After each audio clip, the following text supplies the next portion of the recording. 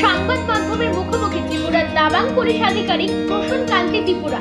শুক্রবার আগরতলা কবিরাজ টিলাস্থিত আগরতলা আমতলী থানার পুলিশ আধিকারিকের দপ্তরে আগরতলা আমতলী থানার সদ্য দায়িত্বপ্রাপ্ত দাবাং পুলিশ আধিকারিক প্রসূন কান্তি ত্রিপুরা সংবাদ মাধ্যমের মুখোমুখি হয়ে বলেন, আরক্ষা প্রশাসন জনগণের সেবা করার জন্য সর্বদা প্রস্তুত। যে অপরাধ করবে অপরাধীকে শাস্তি অবশ্যই পেতে হবে। তিনি পুরস্কার পেতে চান না, শুধুমাত্র মানুষের জন্য কাজ করতে চান, মানুষের সব বিপদে পাশে গিয়ে দাঁড়াতে চান। আজ তিনি যা আছেন ত্রিপুরার মানুষের ভালোবাসার জন্যই আছেন। তিনি আরো বলেন, গণতন্ত্রের চতুর্থ স্তম্ভ সাংবাদিক। সাংবাদিকদের সাথে রেখে তিনি সর্বদা কাজ করতে চান। ত্রিপুরাকে নেশামুক্ত করতে সকল জনগণের সহযোগিতা চাইলেন দাবাং পুলিশ আধিকারিক প্রসূন কান্তি ত্রিপুরা। ধন্যবাদ আপনাদের চ্যানেলকে। আপনারা আমাকে অনেক পরিচিতি বাড়িয়ে দিয়েছেন, এর চির কৃতজ্ঞ থাকবো আমি এবং ঋণী হয়ে থাকবো।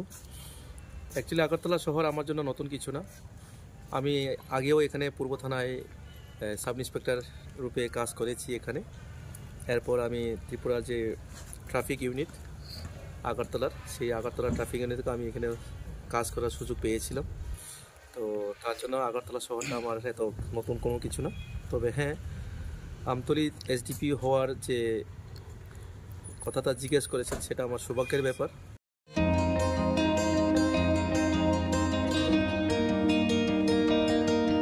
ত্রিপুরা থেকে বিক্রম কর্মকারের রিপোর্ট, ইউ বাংলা টিভি।